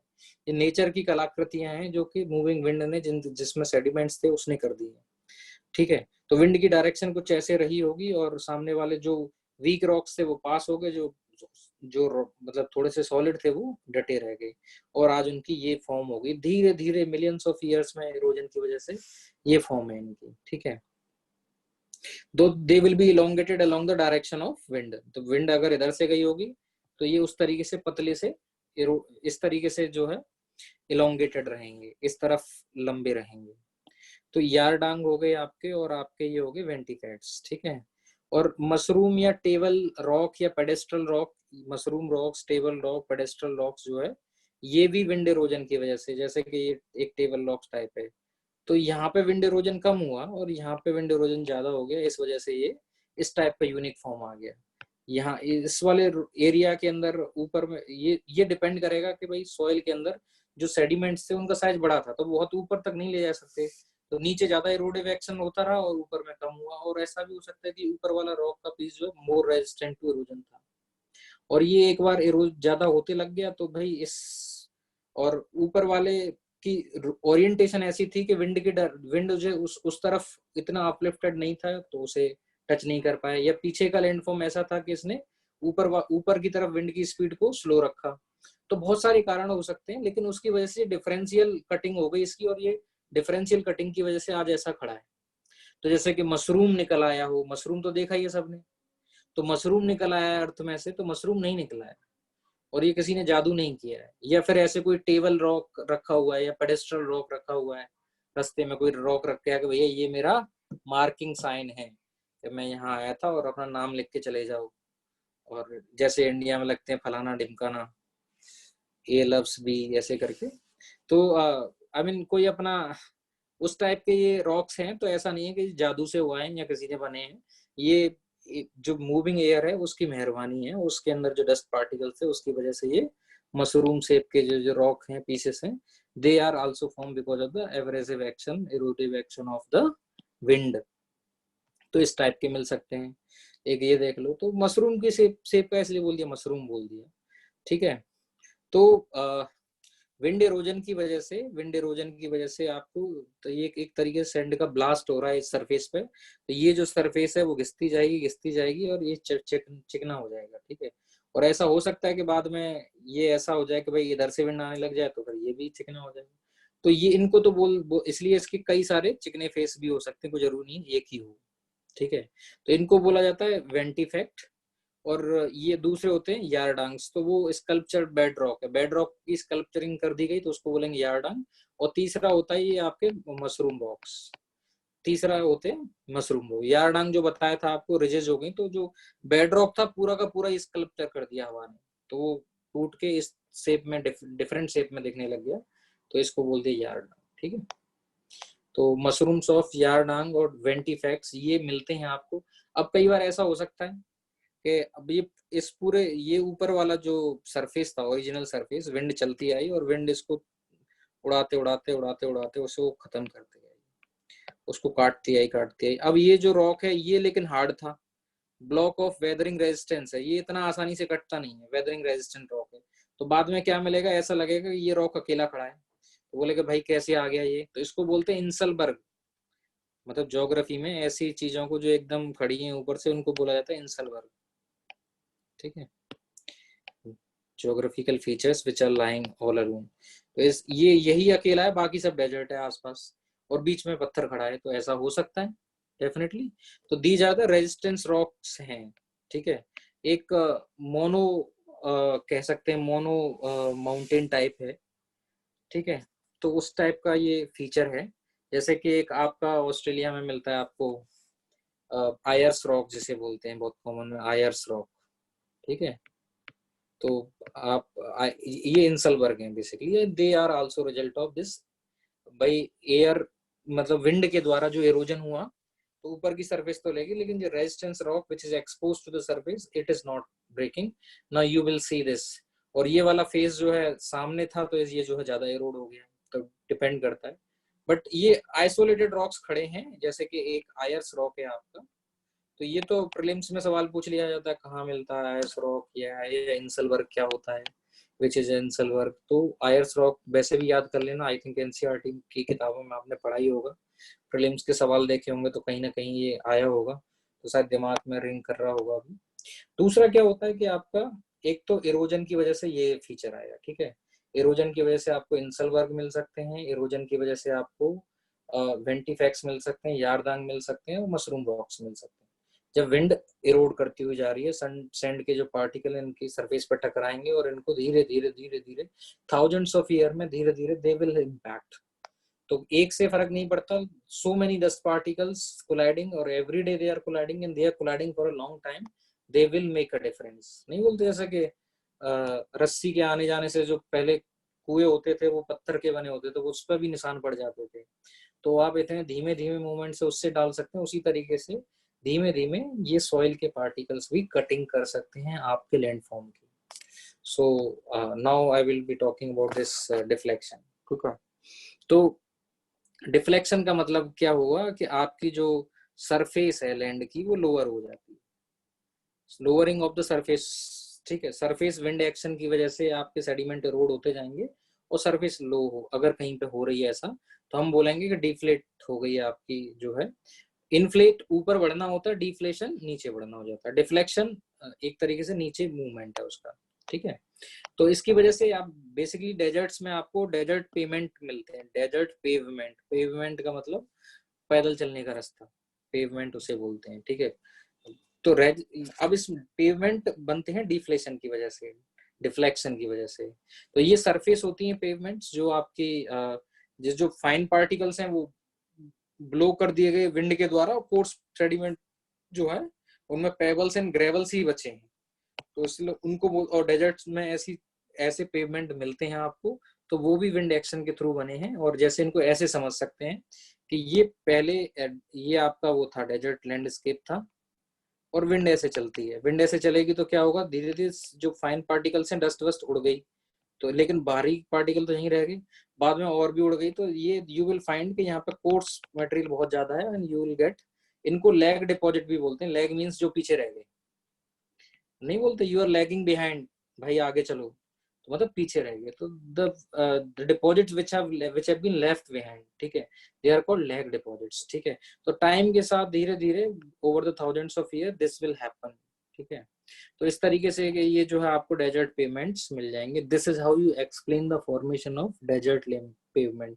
चाहे लैग डिपॉजिट्स बोलो, डेजर्ट पेवमेंट बोलो, बात एक ही है, ठीक है। Desert pavements are formed from the lag deposits. तो ये दोबारा से वही बताया कि विंड आपकी ऐसे चल रही थी, फाइन पार्टिकल्स इसमें से निकलते जाएंगे, इसकी हाइट कम होती जाएगी, you will get desert pavement, ठीक है। तो ये दोबारा से वही फोटो है आपको, यू विल फाइंड देम। अब वेस्टर्न सहारा में इनका कुछ और नाम होता है, ईस्टर्न सहारा में कुछ और नाम होता है, ऑस्ट्रेलिया में इनका कुछ और नाम है, एशिया में कुछ और बोलते हैं। उन सब नामों को जानने की जरूरत नहीं है, you just know the process, that's all, ठीक है। रेवोलेथ कहीं पर रैग बोलते हैं, कुछ बोलते हैं, वो you don't have to know them, these are they looks like this, ठीक है। अब बताएंगे हम डिपोजिशन के बारे में, ठीक है। अभी we will talk about deposition. तो अभी हमने आपको बात कर लिया कि भाई इरोजन होगा, तो इरोजिव सरफेस आपने देख ली, वेंटिफैक्ट्स आपने देख ली, यारदांग आपने दी, मशरूम रॉक्स आपने देख लिए, ठीक है। और आपने इंसलबर्ग देख लिए। फिर आप बोले कि भाई ये मूवमेंट के साथ ये भी हो सकता है, डिफ्लेक्शन भी हो जाए, डिफ्लेक्शन की वजह से लैंड लोअर होती जाएगी और सेडिमेंट्स में रिच होती जाएगी, उसके बाद डेजर्ट पेवमेंट्स बनते जाएंगे। तो आपने ट्रांसपोर्टेशन के दौरान देख लिया। देन कहीं पे विंड की स्पीड स्लो हो गई, कोई रेजिस्टेंस आ गया, तो ये डिपॉजिट करने लगेगा, और डिपोजिशन की वजह से अलग डिपोजिशनल फीचर्स बनने लगेंगे। तो डिपोजिशनल फीचर्स जो कि सेंड जो विंड के द्वारा उड़ाई गई है, दूसरी जगह डिपॉजिट की गई है, तो उससे क्या क्या बन सकते हैं, लेट्स टॉक अबाउट दैट, ठीक है। तो जो डिपोजिशनल फीचर्स हैं वो आपके, तो जो विंड है आपकी, जो छोटे छोटे पार्टिकल्स थे उनको बोलते हैं कि भाई, तो इसमें अगर आप यूज करना चाहते हैं लैंग्वेज, तो एक होगा सरफेस क्रीप। तो ये ऐसे ऐसे जो मूव कर रहे हैं वो सरफेस पर क्रीप कर रहे हैं धीरे धीरे। शहद अगर आप किसी टेबल पे गिराओ, जिस स्पीड से वो आगे मूव करता है उसे बोलते हैं क्रीप कर रहा है, बहुत धीमे धीमे चल रहा है। तो क्रीपिंग का मतलब होगा बहुत ही स्लो मूवमेंट, बहुत ही धीरे धीरे चलना, रेंग कर चलना, सरफेस पर रेंगना, ठीक है। दूसरा होता है सॉल्टेशन। सॉल्टेशन का मतलब पार्टिकल आपने यहाँ से उठाया और उसे उठा के यहाँ पटक दिया, फिर हवा ने उठाया और उठा के यहाँ पटक दिया, यहाँ उठाया। और एक तीसरे आपके चले जाते सस्पेंशन में, दे रिमेन सस्पेंडेड, उनका पार्टिकल 0.02 मिलीमीटर से छोटा है, so they can be suspended, they can be flown, they can remain in the air for a long time. तो जो पार्टिकुलेट मैटर्स आते हैं, तो इनफैक्ट कई बार क्या होता है, जैसे ओशियन है, ओशियन में से पानी की बूंदें जैसे हवा में गई और वो इवोपरेट हो गई, तो उसमें जो सॉल्ट है इतना छोटा रहता है, it remain suspended for many years in the air. और ये जो particulate, they also contribute to the population of particulate matters in the air, ठीक है, जो सस्पेंडेड पार्टिकल्स होते हैं। एंड दे, ये हाइग्रोस्कोपिक न्यूक्लियाई का काम करते हैं। तो अगर मॉइस्चर थोड़ा भी होगा तो उसके रेन कराने में हेल्प करते हैं। इसलिए जब आर्टिफिशियल रेन भी कराते हो तो आप क्या करते हो, आप सॉल्ट, जो हाइग्रोस्कोपिक पार्टिकल्स के जो क्रिस्टल्स हैं वही गिराते हो ऊपर प्लेन से, जिससे कि वो मॉइस्चर एब्जॉर्ब करा के लोकलाइज रेन करा सकें, आर्टिफिशियल रेन करा सकें। So they can remain suspended for very very long, ठीक है। अब तो इस जो प्रोसेस है, ठीक है, एओलियन बोलो, जो भी बोलो, तो ये देखिए, अगर ये सोर्स एरिया, यहाँ से विंड आपको लेके जा रही है इनको, तो जो बहुत लंबे डिपॉजिट्स होंगे तो वो कहीं भी जा सकते हैं और बहुत दूर जाके डिपॉजिट हो सकते हैं। और वहां पर डिपॉजिट होंगे तो हम वहां पे दे कैन मेक लॉइस डिपोजिशन। लॉइस मतलब ट्रांसपोर्टेड सॉइल है, जो आपके बहुत दूर से ट्रांसपोर्ट होके आई है, और ये जो ट्रांसपोर्टेड सिल्ट है उसका डिपोजिशन हुआ है यहाँ पे, उसकी वजह से ये लैंड जो है यहाँ पे प्लेन सरफेस बन जाएगी। और ये सरफेस जो होगी बड़ी, प्लेन का मतलब जस्ट सरफेस बन जाएगी सॉइल डिपॉजिट से। क्या फॉर्म लेगी डिपेंड करेगा, बट लॉइस प्लेटू टाइप की कई सारी जगह हैं जो काफी फर्टाइल होंगी, लेकिन ये क्योंकि बहुत फाइन सेडिमेंट्स हैं, they will be very fertile lands, ठीक है। और आपके ये हो सकता है पास में ही क्या हो सकते हैं, ड्यून्स बन सकते हैं यहीं पे। तो ये डेजर्ट में बहुत कॉमन सी फीचर है सैंड ड्यून्स। तो सैंड ड्यून्स जनरली इनके ट्रांसपोर्टेशन जो छोटी छोटी डिस्टेंस के लिए होता है, उसकी वजह से आपके ये सैंड ड्यून्स मिल जाएंगे तो पास में। तो हम ड्यून्स और लॉइस के बारे में पढ़ेंगे, ठीक है। तो ये जो है ये बहुत कम डिस्टेंस में बनते हैं, ये आपके dunes within 10-20 kilometre distance में बनने लग जाएंगे। लेकिन ये they can go up to, ये जो suspended particle can go up to 100 to 1000 kilometre distance. तो सोर्स एरिया से 1000 किलोमीटर डिस्टेंस पे भी आपको विंड डिपॉजिट से बना हुआ प्लेटू मिल सकता है। विंड के द्वारा इरोडेड जो सॉइल है, पार्टिकल्स हैं, फाइन पार्टिकल, उनके द्वारा बने हुए लैंडफॉर्म्स मिल सकते हैं। 100 किलोमीटर से लेकर 1000 किलोमीटर की दूरी तक आपको उसके द्वारा ट्रांसपोर्टेड सेडिमेंट के डिपोजिशन होने से बनने वाले लैंडफॉर्म्स मिल सकते हैं। तो डिपोजिशन लैंडफॉर्म्स की बात हो रही थी, तो सैंड रिपल्स, मतलब हवा चलेगी थोड़े बहुत, ये तो कॉमन सी बात है, ठीक है। तो उसके बाद मैं बात करता हूँ लॉइस की। तो लॉइस क्या होता है बेसिकली, जो काफी दूर तक सेडिमेंट डिपॉजिट होते हैं। तो ये they can be up to 1000 kilometre, up to 100 kilometre from the source, जहाँ से विंड इन छोटे छोटे पार्टिकल्स को उड़ा के ले गई। तो एओलियन सेडिमेंट्स जो एयर के द्वारा सेडिमेंट्स उड़ा के लिए जाते हैं, कहीं पे जाके जब डिपॉजिट होते हैं, तो उनके एक्यूमुलेशन से जो टिपिकल लैंडफॉर्म्स बनते हैं, उनको बोलते हैं हम लोएस, ठीक है। तो they can be readily recognised because they are formed by the wind के द्वारा, जो डिपॉजिट सॉइल है उसके द्वारा, ठीक है।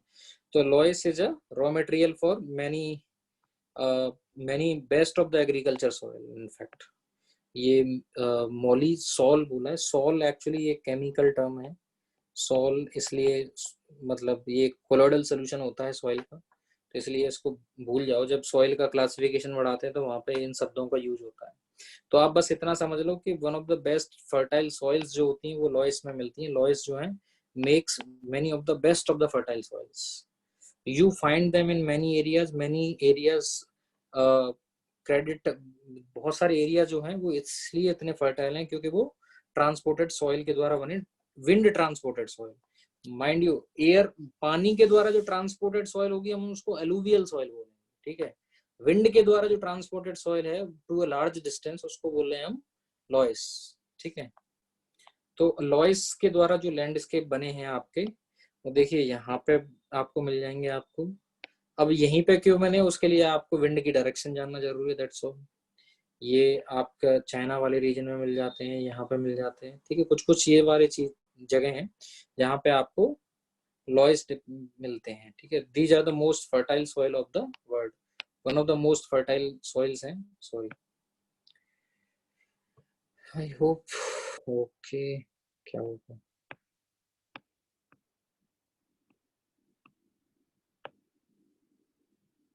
let me check, okay. तो these are one of the most fertile soils of the world। तो लॉइस के बारे में मैंने आपको बता दिया। फिर दूसरी चीज आती है सैंड ड्यून्स, ठीक है। तो सैंड ड्यून्स तो आपने देखे होंगे, बहुत सारे लोग विजिट भी करके आ गए होंगे, चाहे आप दुबई जाके देख के आगे सैंड ड्यून्स, या आपने राजस्थान में अब जैसलमेर में जाते हैं तो सैंड ड्यून्स आपको बहुत अच्छे से दिखाई देते हैं। हालांकि ज्यादातर सैंड ड्यून्स को स्टेबलाइज कर दिया गया है, तो बहुत ही कम बचे हैं। पाकिस्तान बॉर्डर की तरफ जहाँ पे यूजुअली नो एंट्री जोन है, वहाँ पे और भी अच्छे सैंड ड्यून्स मिलते हैं। I have visited them, I have seen sand dunes. They are part of desert eco tourism का बहुत बड़ा हिस्सा है एक्चुअली। डेजर्ट टूरिज्म का, they are a big part of a desert tourism, sand dunes. तो sand dunes भी आपके ये विंड के द्वारा सॉइल के जो सेडिमेंट्स डिपॉजिट होते हैं उनके द्वारा बनते हैं। एंड तो जो आपके सैंड जो होगी वो विंड के द्वारा ट्रांसपोर्ट होती जाएगी और इकट्ठी कर दी जाएगी एक नए फॉर्म में, और उनको ही आप ड्यून बोल रहे हैं। तो extensive sand dunes are known as dune field. अगर कहीं पे बहुत ज्यादा ड्यून है तो उसको ड्यून फील्ड बोल देते हैं।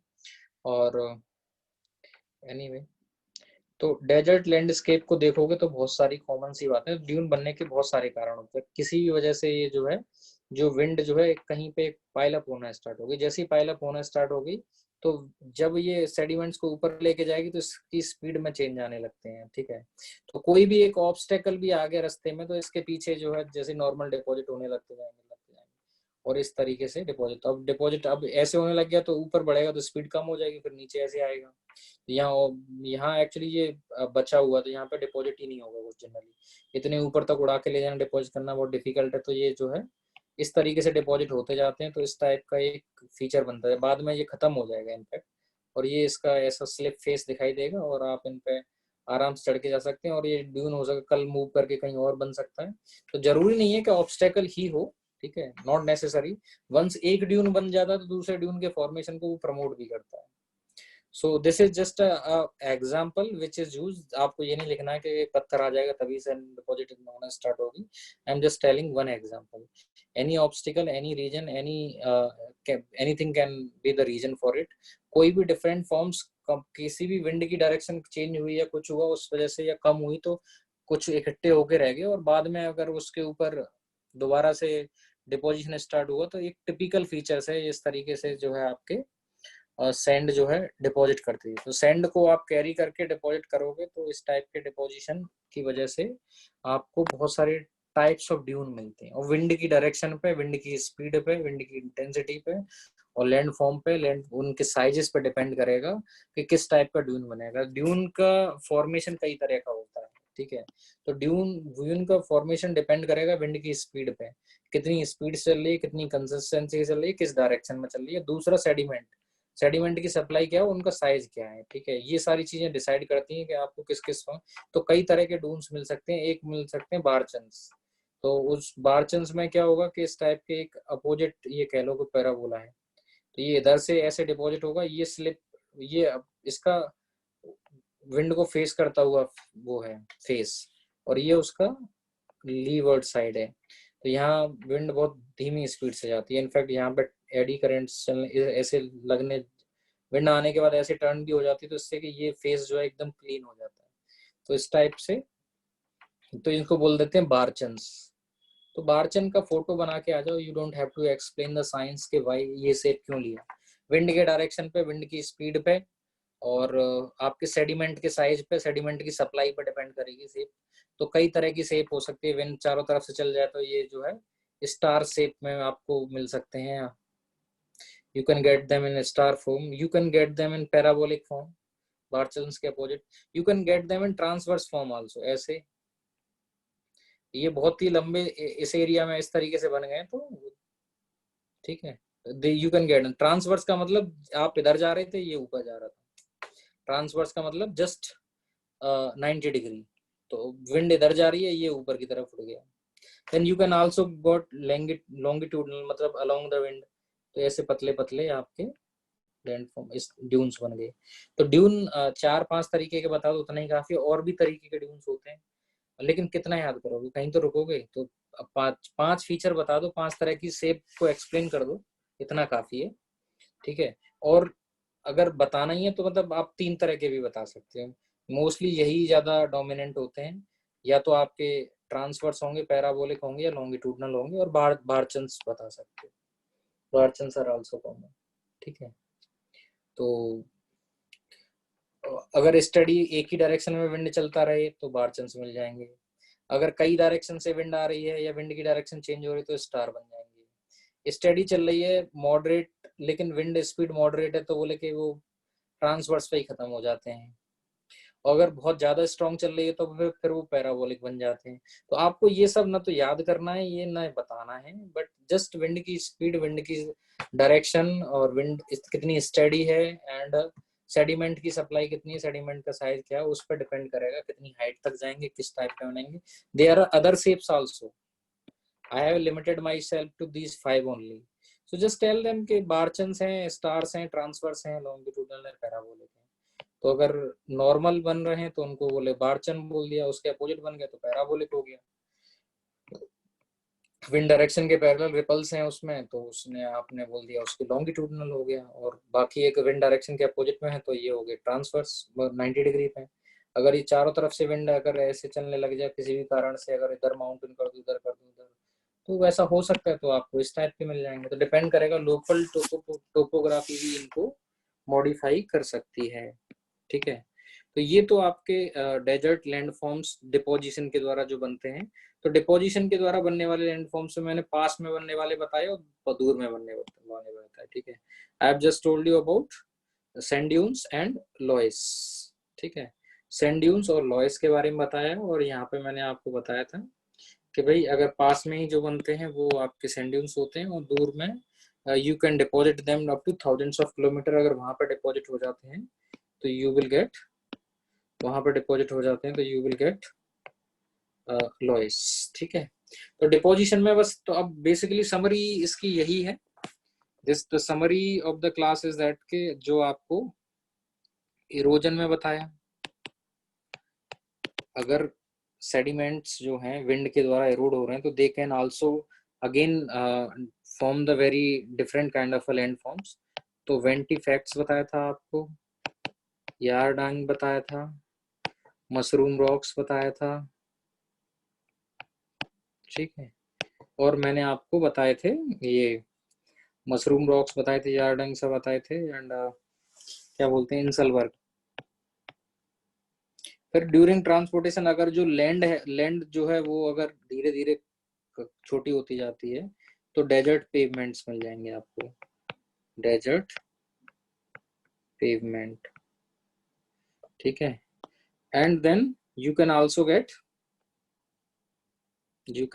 डिपोजिशन की वजह से, अगर डिपोजिशन हो रहा है तो you will get dunes and loess. तो ड्यून्स जो होते हैं वो उनमें 4-5 तरीके के बता दो, बार्चन्स के बारे में बात कर सकते हो, पैराबोलॉइड के बारे में बात कर सकते हो, पैराबोलॉइड शेप है, ठीक है। और you can talk about transverse, longitudinal and star shape dunes. इतना काफी है because there are some, if you go into the deep you can also find more shapes. और आपको बेसिक साइंस नहीं समझनी है कि भाई ये ऐसा ही क्यों बना, एक्सप्लेन मी साइंटिफिकली, यहाँ जो है एडी करंट क्यों बनी, तो वो सब थोड़ा सा ज्यादा हो जाएगा। एक जनरल अंडरस्टैंडिंग के लिए उतना ही रिक्वायर्ड है। बाकी if you are still adamant कि नहीं नहीं सर बताइए, तो we can have a session on scientific part of it also, but मुझे नहीं लगता वो जनहित में नहीं है इसलिए मैंने नहीं बताया। बाकी फिर डेजर्ट एरियाज के आसपास एक और दूसरी दिक्कत आने लग गई है, वो जो दिक्कत है वो डेजर्टिफिकेशन की, deserts are also expanding, desert area बढ़ता जा रहा है। सो मेनली ओवर पॉपुलेशन की वजह से, ओवर ग्रेजिंग की वजह से, ओवर ग्रेजिंग की वजह से ऊपर से आपने ओवर पॉपुलेशन हुई तो they resort to grazing, grazing over grazing होगी इनफैक्ट, तो आपकी जो सरफेस है एकदम वो डेन्यूड हो जाएगी, मतलब उस पर कुछ रहेगा नहीं बायोटिक मैटर, तो सॉइल को होल्ड क्या करेगा, कुछ नहीं। ऊपर से केयरलेस एग्रीकल्चर, एग्रीकल्चर एकदम जोत के डाल दिया खेत को और 6-6 महीने छोड़ दिया, और तो आप केयरलेस एग्रीकल्चर, फ्लड इरिगेशन कर दिया, तो बहुत समय तक ड्राई चल रहा है, विंड आ रही है तो पार्टिकल्स को रोड करके ले जा रही है धीरे धीरे धीरे धीरे, और you are exploiting too much of water, तो ग्राउंड वाटर नीचे जाने लग गया, तो धीरे धीरे जो बायोटिक मैटर यहाँ पे भी सस्टेन नहीं करेगा, और उसकी वजह से ये एरिया भी जो है डेजर्ट में कन्वर्ट हो जाएगा। डाइवर्जन ऑफ वाटर सप्लाईज, अब वाटर सप्लाईज उस एरिया से नहीं जा रही हैं तो देन अगेन वाटर सप्लाईज के लिए आपने डैम बना के यहाँ से नदी को उधर भेज दिया, अब ये एरिया ड्राई होने लगेगा, एरोड सब्जेक्ट टू इरोजन होने आएगा, तो इसमें भी डेजर्टिफिकेशन स्टार्ट हो जाएगा। And another factor is climate change, climate change की वजह से भी आपके deserts are expanding, and expanding deserts are creating many problems, specially Sahara के आसपास जो वाला एरिया है, साहेल रीजन है, वहां पर देयर आर मेनी प्रॉब्लम्स।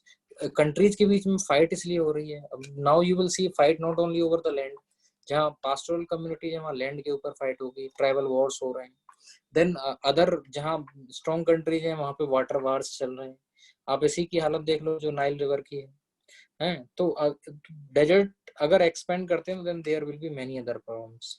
और कल बहुत स्पेशल डे है, इन वर्ल्ड एनवायरनमेंट डे है, तो I would like to discuss something about environment.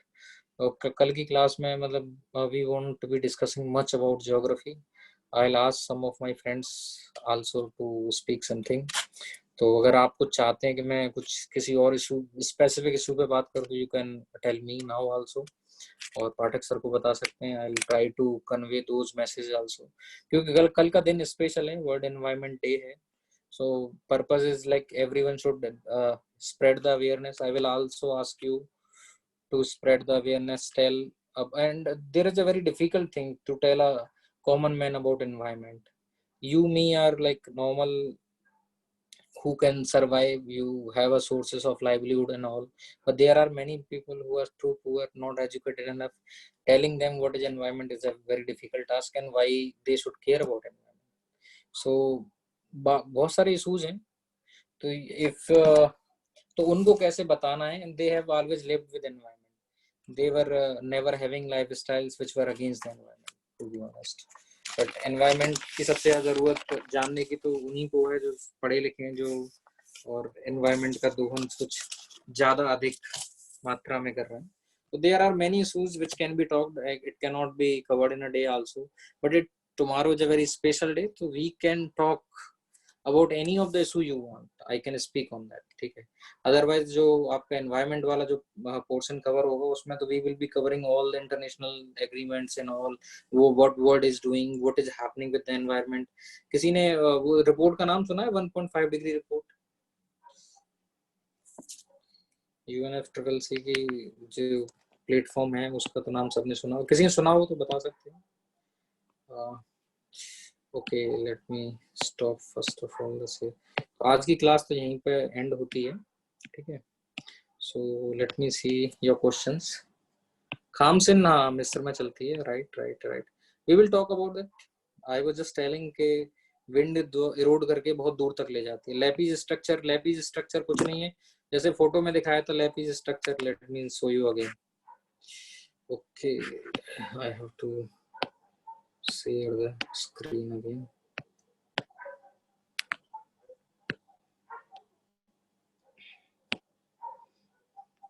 ये लैपिज स्ट्रक्चर है. ये आपकी इरोड होने के बाद में जो बचा है वो रिजेस जो है आपके बच जाए. ये काइंड ऑफ बाद में अगर ऐसा बचता है तो यू कॉल देम लैपिज. इस टाइप के स्ट्रक्चर्स जो होते हैं उनको बोल देते हैं जो बचा हुआ है बाद का.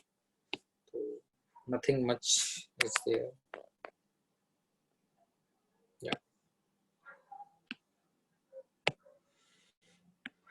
Okay. So questions are there. Saving environment and animal and people encroaching wildlife areas into the human need. Acha, okay. You wants to talk me about saving environment. Environment is a very big thing. Animal and people encroaching into the wildlife areas. Definitely that is a concern. The very concern of this COVID-19 is because of the reason that के wild life trade आज भी बहुत ज़्यादा prevalent है. इसलिए India से इतना ज़्यादा वाइल्ड लाइफ का ट्रेड होता है. And all the wildlife animals are like poached, they are killed, they are transported in a large number to China and to the other countries for many reasons actually. snake venom से लेकर snake से लेकर turtle से लेकर pangolin से लेकर बहुत large quantity में इंडिया से ज़्यादा बाहर जाते हैं. Pangolin is a very Sai and very cute animal और उसका बहुत ज्यादा ट्रेड होता है इंडिया से और ऑलमोस्ट खत्म कर डाला है हमने. पहले बहुत कॉमनली मिलता था. वो कुछ नहीं है, वो दीमक उनको खाता है. उसको किसी से कोई मतलब नहीं है.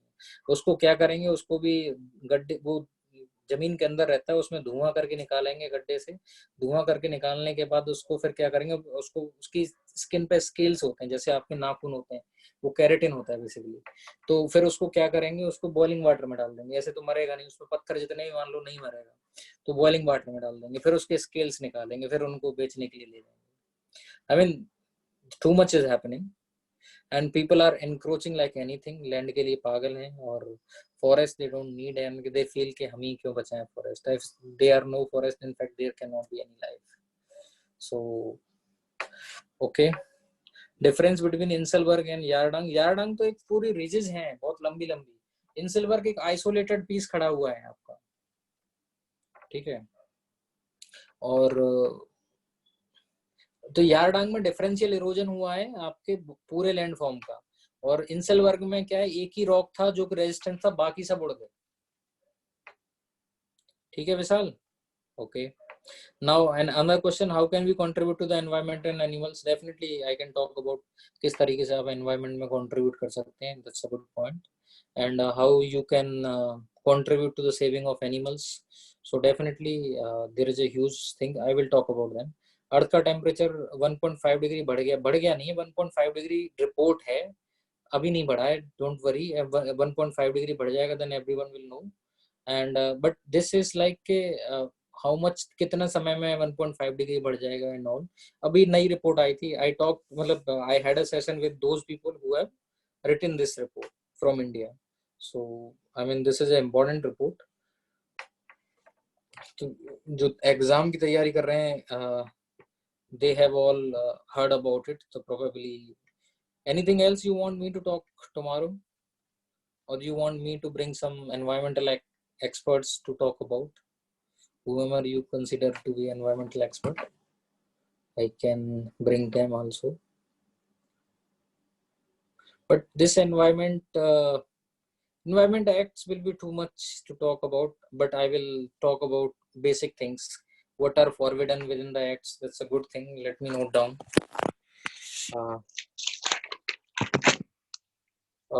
यूपीएससी में पूछने वाले एक्ट्स को तो I discuss in detail. I deal them on with them on daily basis, so not an issue.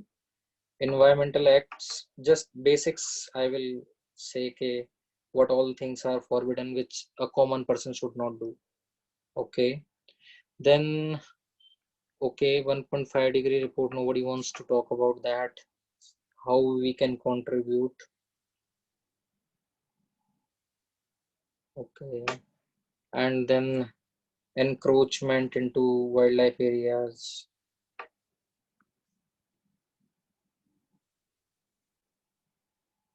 Saurav wants to know about Earth Summit.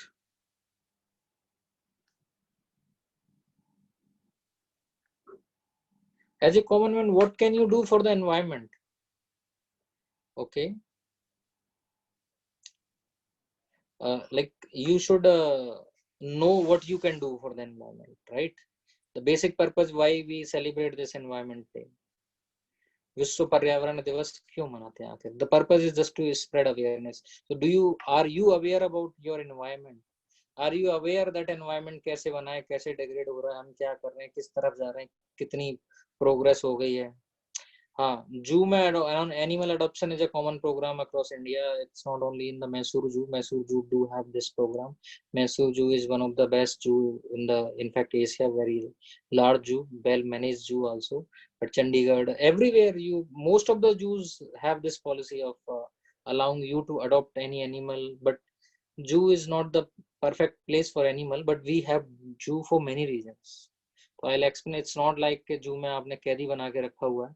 जो सेंट्रल जू अथॉरिटी आया था 1991 में, उसके बाद से सारे जू के अंदर जो है अब कहीं पिंजड़ा नहीं मिलता, एनक्लोजर्स मिलते हैं. एनक्लोजर्स इतने बड़े होते हैं, they allow that animal to practice normal behavior.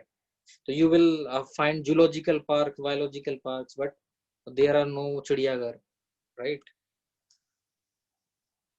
So a study told that Nitin ने बताया by 2007 southern hemisphere and nearly 30 wild will not be livable for the humans due to excessive increase in the temperature.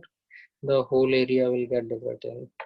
Okay, so we will talk about what you want me to talk about. I can talk about how the climate has changed in the past, how anthropogenic, like I can talk about science, I can talk about reports which are there.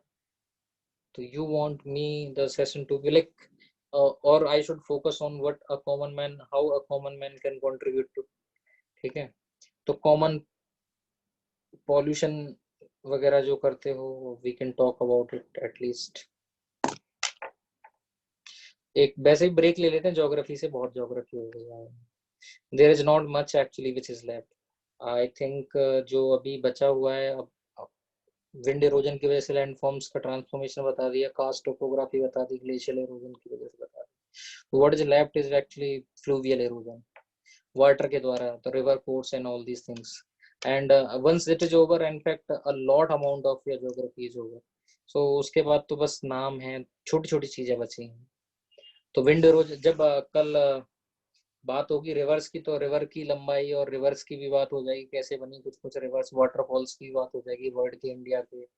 And बाकी river course, meandering और flood plains और इन सब की बात हो जाएगी. वहां पे मिलने वाली फीचर्स की ब्रेडेड चैनल्स वगैरह, रिवराइन आइलैंड्स एंड ऑल, उनकी बात भी हो जाएगी. About the report and also explains features tomorrow. Okay, I'll tell, but this is a huge report, so I have to. Should environmental studies be more emphasized in education? Very well, they should be. And UP has lost its forest. Why? UP has lost lot many things, not only the forest. So why India has lost forest? Why shouldn't we talk about that? Why India has lost forest? What we have done to stop the diversion of forest? And कल को आप अगर industrialist होंगे या फिर कल आपको forest की जमीन चाहिए होगी और डिपार्टमेंट फॉरेस्ट मना करेगा कि नहीं लैंड नहीं दे सकते आप, ऑल्टरनेटिव ढूंढ लीजिए, तो आप कहोगे कि अरे ये they are stopping the development of the country. So there are very interesting cases. Species which are extinct, species extension, we can talk about it. There are, in fact, we are heading towards sixth major mass extinction. अभी जो हमारी गतिविधियां हैं उसकी वजह से the world is heading towards sixth mass extinction. World has already seen 5 mass extinction. 5 mass extinctions were actually natural, but this one will be the first which will be anthropogenic, human. अच्छा, killing of, यार अब किसने मारा क्यों ये तो मैं नहीं बता सकता, it's wrong, but what can be done after it I can tell you. But killing of elephant, of course it happens for many reason, and it is often politicized for the wrong reason कि आप ये कर रहे हैं, and if they are so concerned, then elephant are being killed not only Kerala but in many parts of the country. Okay, many parts of the country. India has over about 30,000 elephants in the country, so we can talk about it. And now it is everywhere in the news, so let's talk about this also. Tourism also interferes with animal. Of course, some animal देखने के लिए इतने पागल हैं. So we have sustainable tourism has gone for toss. So bearing capacity of the protected areas where animals are there is not being focused. Moreover, the locals are not being getting that much benefited. So the policy have changed. Now many things we are doing on the ground to ensure that these things are sustainable. We are having there have been bomb bait for hyena as well. Okay. बेट, तो अब बेट, बेट का मतलब होता है किसी को, common लोगों को बता दूं, क्वेश्चन पूछा है प्रीति ने कि मतलब जैसे किसी को धोखा देकर बुलाना, जैसे रोटी रख दी आएगा लेने के लिए, जैसे बंदर आपकी चप्पल लेगा तो रोटी देता है, अब रोटी में आप जहर भी दे सकते हैं, तो फिर लोग पहले एलिफेंट्स को जहर भी देते थे, तो सभी तरह के यूज करते हैं. Red data book and hotspot, वो तो I can talk about, but that will be covered automatically. This is a day where we should not talk about academic things. You should talk about general things, so that after the class you should also talk to other people and spread the awareness. My purpose is that you should become the ambassadors of environment, champions of environment.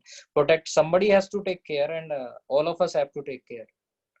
So there was a bomb bait for wild boar, there was a bomb bait for wild hyena. तो देखो, bomb बेट हो सकती हैं, आप poison दे के मार सकते हो, किसी न किसी तरीके से मारते हो, और ट्रैप करने के लिए भी हम यूज करते हैं बेट. बट बॉम्ब, ये तो मारना का तरीका है, तो मतलब एक तो मार रहे हैं लोग पता ना चले, इलेक्ट्रोक्यूशन से मारते हैं. तो you kill them through electrocution, you kill them through poisons. People have devised many poisons that you kill them by shooting, also by injuring, physical injuries also you kill them. You you keep traps also, you trap them also. और hunting जो होती है, wild life poaching जो होती है, ये सारी चीजें, और इलीगल ट्रेड के लिए तो वाइल्ड लाइफ कैप्चर ही करनी होती है. आप you capture them for so many things.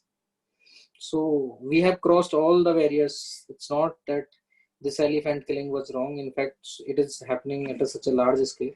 But as it happens away from the common man, we are less concerned. But definitely, as a concerned citizen, you should be concerned.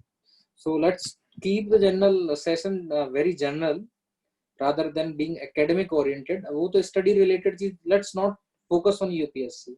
Let's focus on just being a member of society. Why you should know many of the things about environment. Let's talk about that only. Educate us about the plastic and like how to dispose them, how to reduce the plastic. Plastic आपकी जिंदगी में 1985 से पहले था ही नहीं. 1985 में reduce हुआ, उसके बाद it is everywhere, and it is definitely, I'll include something about plastic.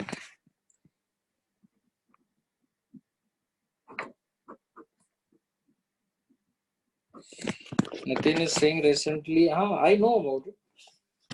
Pineapple लेके Nitin, I know. My friends are there in Kerala Forest Department. They are handling the issue. so I am getting the ground reports also. Plastic के बारे में Kritika wants to talk. Okay, I'll talk. Okay, then this everyone is so concerned about elephant killing. Let's talk about some general more, and that's a good thing that every society is concerned about wildlife for the first time. Why not talk about desert locusts जो इतने ज़्यादा आ रहे हैं? Why not talk about this house sparrow जो कि गायब हो गई हैं? हाउस स्पैरो होती तो डेजर्ट लोकस्ट ही नहीं होते. आपका डेजर्ट ज्यादा होते डेजर्ट लोकस्ट की समस्या नहीं होती. तो why it is happening like this? This is also a problem. Why not talk about के दिल्ली का पॉल्यूशन और burning of these crops in the neighborhood. What can be the various ways to aware and motivate common people regarding environment? So common people understand air they breathe, common people understand water they drink, common people understand the soil on which their food grows, and common people understand how their health is impacted by them. So if the water is not drinkable, if air is not breathable, if foods are contaminated, and if you have no solution for these diseases, would you not be concerned? Of course you will should be concerned. So definitely Vishal, very good point. I should talk about how to motivate a common man and how to motivate you also, you all also, just to at least I can have if 50-60 people who are concerned about environment, then it will be great.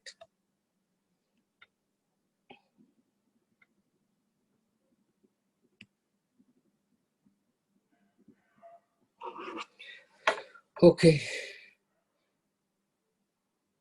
government policies failed, not implemented. ये तो UPSC वाले answer हो गए. खैर,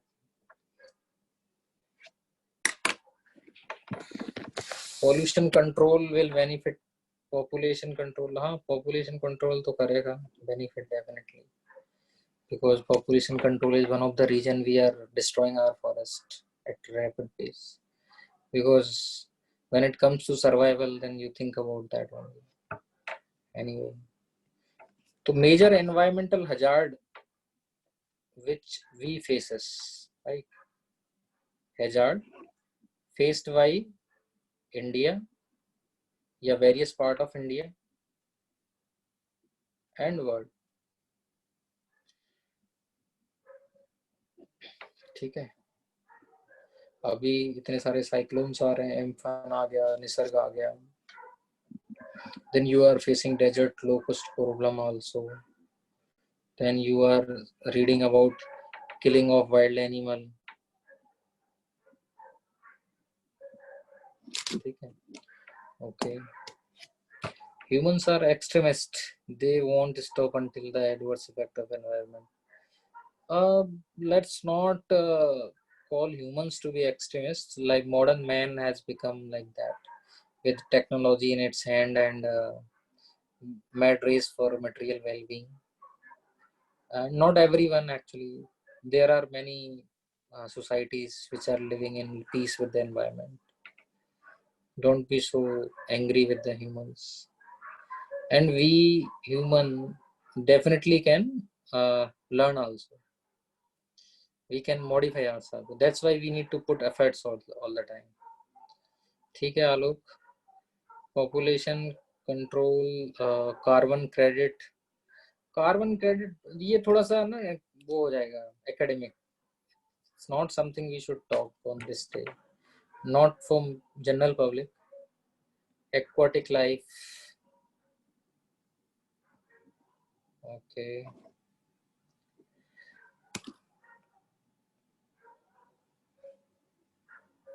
Okay. So that's enough for the day. Discuss nations which contains huge biodiversity. Jessica, we will discuss about biodiversity hotspot, mega diverse nations. They will be the part of environmental part of study. And, there is in World Environment Day is a different platform, different day. Let's use it to spread the awareness. They are not protected even after so much action law. They are protected definitely. Law is there, but specially in the wild life crime it's very difficult. जो normal crimes हैं उनमें इतना difficult होता है culprits को सजा दिलवाना, तो वाइल्ड लाइफ क्राइम में जहाँ पे सबूत इतनी जल्दी खत्म होता है, कोई सीसीटीवी कैमरे या कोई विटनेस भी नहीं होते, तो बहुत डिफिकल्ट होता है। There are other actually issues, and how much judiciary is sensitive towards that, how much society is sensitive towards that, and वो सारी चीज़ें भी उसमें प्ले करती हैं। And red data book and hot spot and conservation international, और उन्होंने hot spot लेके आए, ये सारा रेड डेटा बुक हुआ, एनजीओ वगैरह बने, वो that's too much academic, we will talk about it, that's very easy. Okay,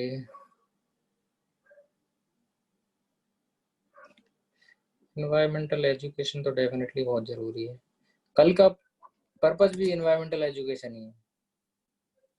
okay